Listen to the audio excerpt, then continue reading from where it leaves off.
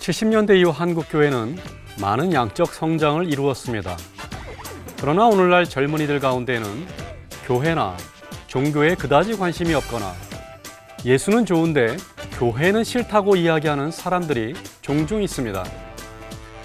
최근에는 근대식 복음주의 교회에서 성장했지만 교회가 기능하는 방식에 불만을 갖고 교회를 떠나는 많은 사람들이 있습니다.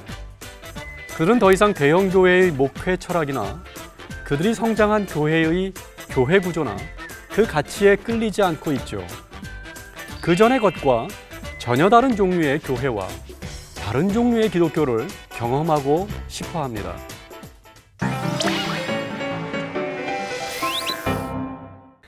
빈티지 믿음교회의 담임 목사인 댄 킴볼은 이들을 환멸을 느끼는 기독교인이라고 묘사하기까지 하는데요.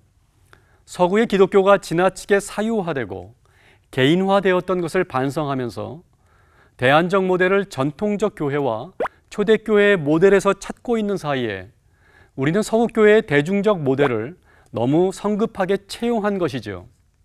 이는 그 열매의 단맛과 동시에 쓴맛을 오늘날 한국 사회와 교회에 안겨주고 있는 겁니다. 그렇다면 그들은 왜 교회를 떠나거나 싫어하는 걸까요? 이러한 교회의 위기의 순간에는 교회가 시작된 그 시점으로 관심을 가질 필요가 있습니다. 초대교회는 오순절날 교회가 시작될 때부터 초기 기독교인들이 자신들의 신앙을 지키기 위해 로마의 핍박과 박해를 끝까지 이겨내던 시기를 말하는데요. 초대교인들은 로마의 박해를 피하기 위해 집에서 모임을 가졌습니다. 때로는 카타콤, 지하교회나 회당에서도 모이기도 했지만 보통 가정집에서 모였죠. 초기 기독교의 가정교회는 약 20명 내지 40명 정도 모임을 가질 수 있었고요. 다락방이 있는 집은 최대 100명까지 모일 수 있었습니다. 초대교회 가정교회의 두 가지 특징은 말씀과 주의 만찬이었는데요. 말씀은 강해식 설교가 주류였고 그 대표적 인물은 크리소스톰, 오리겐, 어거스틴이었습니다. 식탁교제는 두 가지 형태가 있었는데 아가페라 불리는 애찬식과 주의 만찬입니다. 애찬식에는 그야말로 각기 다양한 사람들이 참석하여 가정교회를 오픈한 집주인의 지극한 사랑과 섬김을 경험할 수 있었죠.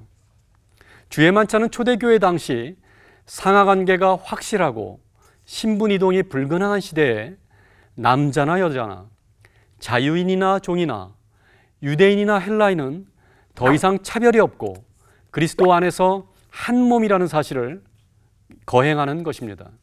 그야말로 혁신적인 예식이었죠.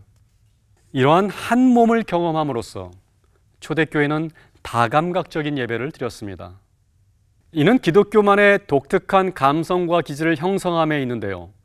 복음의 이야기는 예배에서 듣고 보고 만지고 먹고 마시는 행위, 즉 우리의 육체적이고 감각적인 움직임을 통해 형상화됩니다. 찬양을 하고 말씀을 들으며 사람들과 평화의 인사를 나누며 무릎을 꿇고 참회의 기도를 드리며 때로는 안수하고 다른 이를 위해 기도하는 형태죠. 이러한 행위와 몸짓은 보이는 행위를 통해 보이지 않는 하나님 나라를 경험하도록 우리를 이끌어갑니다. 오늘날 한국 개신교 예배는 한 개인의 영적 회심이나 체험에 지나치게 집중되어 있습니다. 그러나 예배는 지극히 개인적이면서도 철저히 공동체적 성격을 갖고 있죠. 초대교회의 예배는 공동체의 회심과 회개를 촉구하며 이 사회와 공동체가 하나의 몸과도 같다는 인식을 갖고 있습니다. 초대교회는 이 세상을 그리스도의 몸으로 이해했고 세상은 그리스도가 그의 넓은 팔로 안으시는 사랑과 구원의 대상이었죠. 세상은 하나님의 피조물이고 하나님의 생명입니다.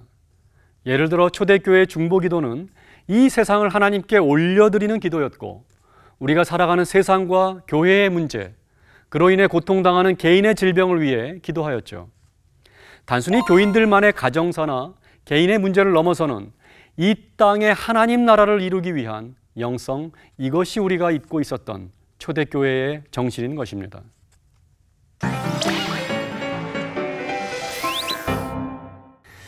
초대교회를 본받아서 오늘날의 예배는 설교 중심을 극복하고 예배 인도자는 인도자로서가 아니라 참여자로서 구원의 신비에 다가가야 합니다.